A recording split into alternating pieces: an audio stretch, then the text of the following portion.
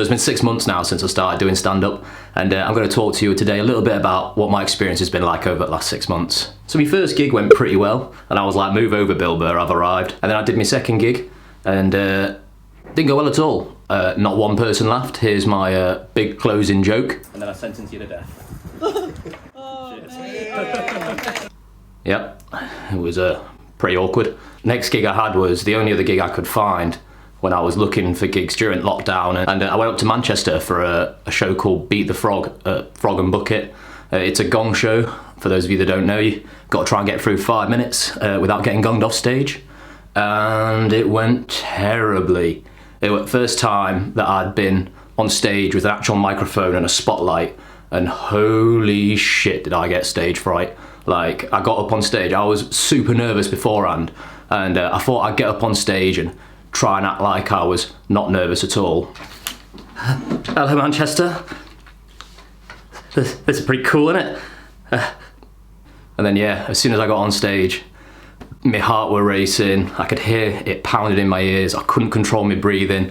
I weren't really sure what I was saying, I don't really think I was saying anything, my head just went completely blank, and I literally got in such a state of panic and got stage fright so bad. A 5-hour round trip to Manchester for 2.5 minutes on stage. It was a fucking train wreck. Don't know what happened, but got on that stage with those lights and all them people, and I just fucking crumbled. And yeah, I was pretty sure that I was done.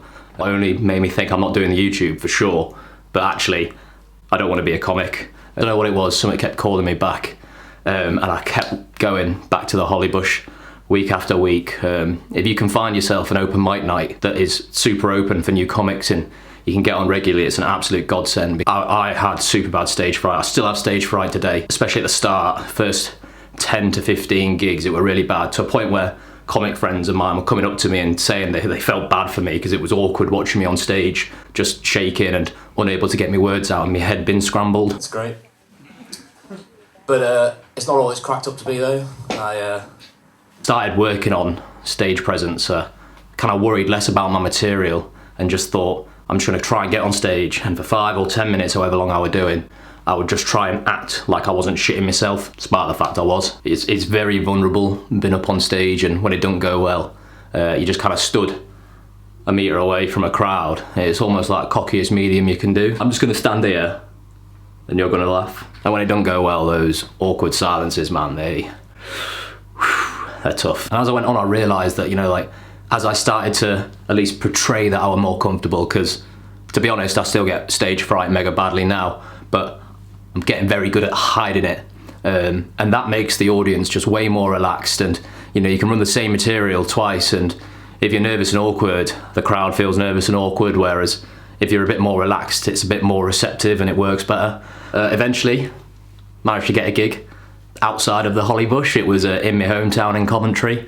And then that led to another gig the following night, also in Coventry, and that was kind of the start of me getting a couple of other gigs here and there. And then a good mate of mine, Alex Egan, launched Egan's Comedy Club. Go check him out on Instagram. Gave me the opportunity to go on every single time that the gig was on. So I got to do that gig multiple times, and I think that massively helped me between the Hollybush and the Florence, having 2 familiar gigs where, you know, I kind of knew the room, I knew the crowd, and managed to get so many of those reps in that it kind of allowed me to work on my stage presence. And then I was actually on the bill with a professional comedian who was headlining. It was the first time I'd had a gig where people had paid to come see the gig. You know, I got through my set, it was all right. I think the booker, once he realised when I turned up just how inexperienced I was a little bit nervous about me going on, but I got through it and he was all right. And I've started picking up a few gigs here and there, and people on the circuit, you know, it's been 6 months now, I've started to meet a load of the comics, started to get to know them, and to be honest, it's nice how supportive the community is in stand-up comedy. I can't imagine if you was in a band or something like that, that other bands would be super backing you and offering you advice and trying to help you out, and